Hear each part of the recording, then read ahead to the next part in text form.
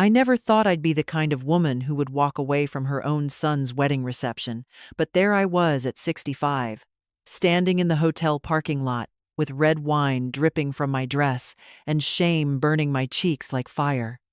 My name is Linda Parker, and for most of my adult life, I believed that being a good mother meant sacrificing everything for your children. Ryan was my only child, born when I was 22. His father left when Ryan turned 8. And from that moment on, it was just the two of us against the world. I worked double shifts at the hospital as a nurse, took out a second mortgage for his college, liquidated my retirement for his business startup, and sold my mother's jewelry for his house down payment. For 15 years, I gave Ryan over $130,000.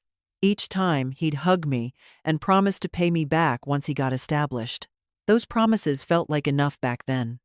Our conversations became increasingly one-sided, with me asking about his life and him giving short answers before mentioning whatever he needed from me. When Ryan announced his engagement to Vanessa Moore, daughter of a successful real estate developer, I was genuinely happy. The wedding planning became another expense I somehow covered. I refinanced my house again and picked up extra shifts, my aging body protesting with every 12-hour day. The ceremony was beautiful, held at an exclusive country club. As I watched them exchange vows, I felt deep satisfaction that all my sacrifices had led to this moment. The reception seated me at a table near the back with distant relatives.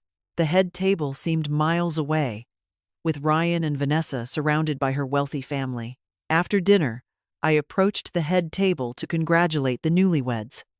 As I walked over carrying a glass of red wine, my foot caught on something.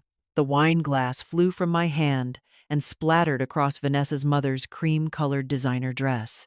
The silence that followed felt eternal. Before I could apologize, Vanessa stood up and slapped me hard across the face. The sound echoed through the reception hall. Then, my son, my baby boy for whom I'd sacrificed everything, started laughing. Not nervously, but a full, hearty laugh that carried across the silent room. "This is exactly the kind of thing my mother would do," he said loud enough for everyone to hear. "She's always been clumsy." The humiliation was unlike anything I'd ever experienced. 200 people staring while my son mocked me. Vanessa demanded I get on my knees and clean up the mess. When I hesitated, she called me useless. I looked at Ryan, waiting for him to defend me. Instead, he shrugged and said, "You probably should clean it up, Mom. You made the mess." Something inside me broke, but it wasn't shattering. It was clearing away debris so I could finally see what was underneath. I looked at my son and saw a stranger. More than that, I saw someone I didn't particularly like. I left without saying another word. I drove home in my wine-stained dress and sat in my living room surrounded by photographs of Ryan at every milestone I'd made possible through my sacrifices. The next morning, I went through my financial records with new clarity. The numbers told a story I'd been too loving or naive to see. I found loan applications where Ryan had listed me as a creditor, officially acknowledging debts he'd never mentioned. Legal documents proving he understood these were loans, not gifts. When Ryan called later, his voice had that familiar, cheerful tone he used when he wanted something. He didn't mention the wedding incident, instead, launching into honeymoon plans. When I asked when he was planning to start paying me back, the silence stretched long enough for me to count my heartbeats. Then he laughed. That same laugh from the wedding. "Mom, that wasn't really loans. That was just you helping out your son. Parents don't charge their kids interest." Something crystallized. I'd been an ATM, not a mother. A funding source, not a person deserving love and respect. I made an appointment with Margaret Hughes, an attorney specializing in family financial disputes. Margaret listened without judgment and gave me the first honest assessment I'd heard in years. "You have an excellent case," she said. "These loan documents are legally binding. Your son acknowledged these debts in writing. You have every right to pursue repayment. I authorized Margaret to send Ryan a formal demand letter requesting $83,000 within 30 days. He called within 2 hours, angry and confused, demanding to know why I was attacking him. "I'm not attacking you," I said calmly. "I'm asking you to honor your legal obligations." He tried guilt, manipulation, and anger. Finally, I interrupted. "Ryan, you're telling me that all those times you called me the best mom in the world, you were lying to get money. Is that really the story you want to tell?" He hung up on me. The next evening, Vanessa showed up at my door, crying and disheveled. She alternated between begging me to drop the lawsuit and threatening consequences. She accused me of being jealous of their happiness, a bitter old woman who couldn't stand to see her son succeed. "Your husband owes me money," I said simply. "This has nothing to do with you unless you choose to make it about you." As she left, she turned back and shouted, "No wonder Ryan doesn't want to be around you. You're pathetic." Her words stung, but also clarified something important. This was how they both saw me. Pathetic, desperate, willing to pay for any scrap of affection. The sad part was, they weren't entirely wrong. I had been those things, but I didn't have to stay that way. Without the constant drain of Ryan's needs, I discovered forgotten parts of myself. I joined a painting class and found I had talent for watercolors. I started taking long morning walks. My neighbor Helen, who I'd barely spoken to in 5 years, invited me for coffee. We talked for 3 hours. "I used to watch you leave for work after being up all night helping him with some crisis," she said. "You seemed so convinced that this was what mothers were supposed to do." Helen became my first real friend in years. She didn't want anything from me except my company. For the first time in decades, I had conversations not centered around Ryan's needs. Ryan tried contacting me several more times, but I referred him to Margaret. I changed my emergency contacts, listing Helen instead of Ryan. It was small, but significant. I was building a life that didn't revolve around my son's approval. 3 weeks later, Ryan's attorney offered to settle for $30,000. Margaret's response was swift. "Absolutely not. We had documentation for every penny, and we wouldn't accept a settlement implying I was unreasonable." Local news picked up the story when the case moved forward. The headline read, "Local mother sues son for $83,000 in unpaid loans." Ryan's reputation in his business community began suffering. Vanessa was reportedly furious about the negative attention. The mediation session was scheduled for February. I wore a simple black suit and arrived early with Margaret. For 2 hours, we negotiated. Ryan barely spoke, letting his attorney handle everything. When he did speak, it was to accuse me of being vindictive. Finally, I asked to speak directly to Ryan. "This isn't about the money anymore," I said quietly. "This is about respect. For 15 years, you treated me like a bank account instead of a person.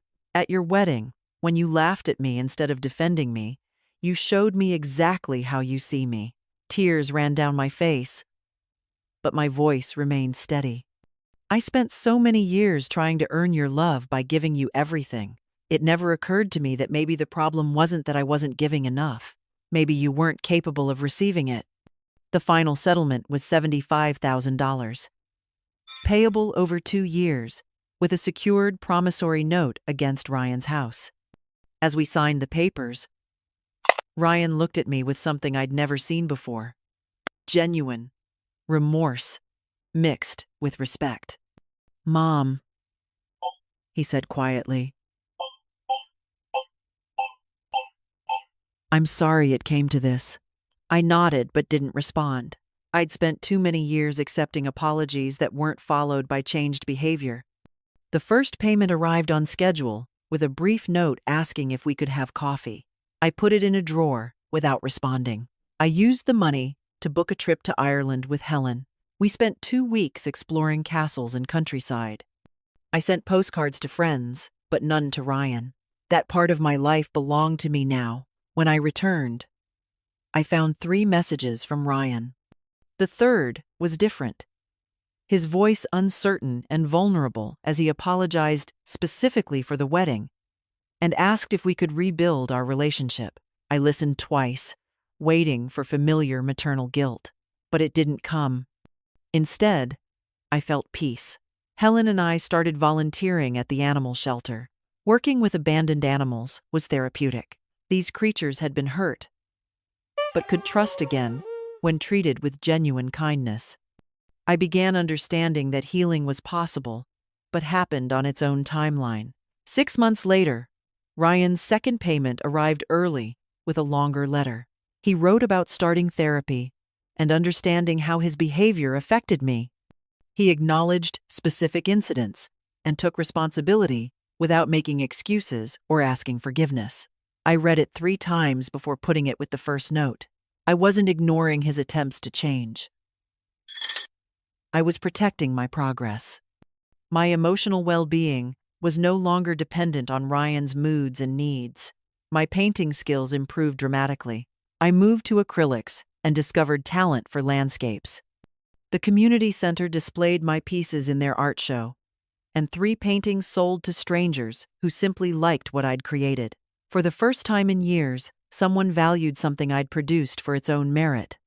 Ryan's payments continued with brief updates about his life and therapy. I learned he and Vanessa were having marital problems from financial strain and social embarrassment. I felt sad, but not responsible. A year after mediation, I started dating. Not seriously, just coffee dates with men from volunteer work or art classes. These men didn't know my history with Ryan. They saw me as Linda, a woman with her own interests and stories. Robert, a retired teacher, became a regular companion. He was kind and funny, listening to my Ireland stories without trying to fix my life. When I told him about Ryan, he simply said, "That must have been difficult. I'm glad you found strength to stand up for yourself." The second year of payments concluded without incident. Margaret confirmed all obligations were met. I felt lighter, as if invisible weight had been lifted. Ryan's letters evolved into real communication. He wrote about work, therapy insights, and understanding healthy relationships. He never pressured me to respond. I began writing back occasionally, sharing highlights from my life: art, travels, Helen's friendship, Robert's companionship. 3 years after the wedding, I received notice of Ryan's divorce proceeding. The note was brief and factual. He mentioned the experience taught him about the difference between love and transaction. I understood, and for the first time, felt genuine sympathy for him. I sent a brief condolence card expressing hope he would find happiness. Now, at 68, I live in a different world. My house is filled with my artwork instead of Ryan's milestone photographs. My calendar includes art classes, volunteer work, coffee dates with Helen, and dinners with Robert. I have savings to travel and emotional energy for nourishing relationships. Ryan and I exchange letters every few months now. Pleasant, respectful communications between adults sharing complicated history. He's dating someone new, learned to budget and save, and values relationships based on mutual respect rather than financial benefit. I don't know if we'll ever have a traditionally close mother-son relationship again. The broken trust might never fully repair, and I've learned to accept that. But we have something we never had before: honesty. We see each other clearly now, without distortion of financial dependence or emotional manipulation. Last month, Robert proposed, simple and sweet, over dinner at our favorite restaurant. I told him I needed time to think, not because I doubted my feelings, but because I wanted to decide from joy rather than fear or loneliness. The old me would have said yes immediately, grateful anyone wanted me. The new me is considering how marriage would fit into the life I've built. Robert understands and respects my need for time, confirming he's the right kind of man for this phase of my life. Sometimes I look back at that wedding reception and feel grateful, not for the humiliation, but for the clarity it brought. I needed to be shocked out of the pattern I'd fallen into, the cycle of giving everything and receiving nothing. I learned that love without respect isn't really love at all, just transaction disguised as affection. I learned that being a good mother doesn't mean sacrificing dignity or future for your child's comfort. Most importantly, I learned it's never too late to stop settling for less than you deserve. The woman who left that reception in a wine-stained dress was broken and defeated. The woman I am now is whole and content. I have friends who value my company, interests that fulfill me, and a future that belongs entirely to me. Helen jokes that I should write a book about my experience, and maybe someday I will. But for now, I'm too busy living the sequel to worry about documenting earlier chapters. Every morning, I wake up with choices about how to spend my time and energy, and none are dictated by someone else's needs or demands. That freedom is worth more than any amount of money I ever gave away. It's worth more than any relationship built on obligation, rather than genuine affection. It's worth the difficult conversations, legal battles, and temporary loneliness that came with standing up for myself. I am 68 years old, and for the first time in my adult life, I am exactly who I choose to be.